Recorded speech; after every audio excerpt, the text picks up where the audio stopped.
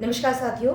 आज private schools के एक सीनियर डेलीगेशन ने माननीय मंत्री महोदय बीडी कल्ला जी के निवास स्थान पर मुलाकात करी और बिंदुवार समस्याओं को अवगत करवाया, जिसमें आरटी एडमिशन 23-24, उनका रिएम्बर्समेंट और विगत बकाया भुगतान, इस तीनों समस्याओं को उन्होंने कराया और बेसिकली कहा कि आप एंट्री लेवल भी डिफाइन कराइए। Earlier it was nursery standard और इस बार चारों क्लासेस में PP3, PP4, PP5 plus 6 standard में एडमिशन देना पॉसिबल नहीं है, जिससे स्कूल्स और अभिभावकों में टकराव की स्थिति आ रही है। इस पर माननीय मंत्री जी ने कहा कि ये बेसिकली प्रॉब्लम तो आपकी क्रिएट करी हुई है। आपका कोई एक संगठन स्कूल कोर्ट के अंदर गया, उसने कहा कि नर्सरी के बजाय आप फर्स्ट स्टैंडर्ड से एडमिशन दीजिए, and because the court order pass by the court itself, that's what we are implementing that. तो हमने उसका बताया उनको कि ये किस प्रकार से मिस इंटरप्रिटेट किया गया है। कोर्ट ने कहीं नहीं लिखा है रिएम्बर्समेंट नहीं होगा, कोर्ट ने कहीं भी नहीं लिखा है कि 4 क्लासेस में एक साथ एडमिशन होगा। इस पर मंत्री जी ने बात को समझा और पॉजिटिव रिस्पॉन्स देते हुए कहा कि बिल्कुल आपकी बात जायज़ है और मैं इसको पूरा री एग्जामिन करवाता हूँ। प्रिंसिपल सेक्रेटरी का जो पदभार अपना अरोड़ा मैडम ने संभाला हुआ है, उनसे उन्होंने हमारी मीटिंग तुरंत फिक्स करवाई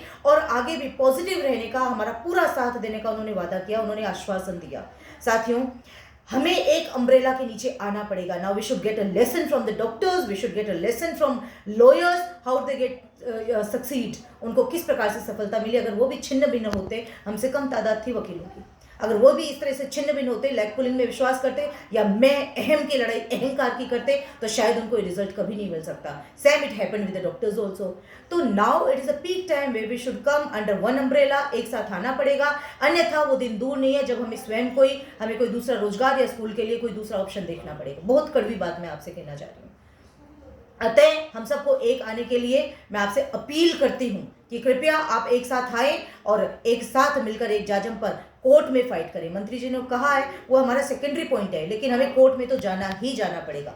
दूसरी बात, मैं दिल से धन्यवाद देना चाहती हूँ उन साथियों को जिन्होंने विश्वास जताया, जिन्होंने मुझ पर विश्वास जताया और इस रिट के पार्ट बन रहे हैं। हमारी कल भी मीटिंग थी लॉयर से, परसों भी मीटिंग थी और आज पुनः हमारी 5:30 बजे लॉयर से मीटिंग है इस विषय के लिए। फाइनल आज हम लोग उसको टच दे रहे हैं और जल्द से जल्द इसमें रिट दाखिल कोर्ट के अंदर हो जाएगी, क्योंकि अल्टीमेटली जो हम लोगों को परिणाम आएगा वो आएगा थ्रू द कोर्ट। बहुत मैं कड़वी आपको आज सच्चाई कहने जा रही हूँ, लेकिन वो तभी आएगा साथियों जब आप एक साथ रहेंगे।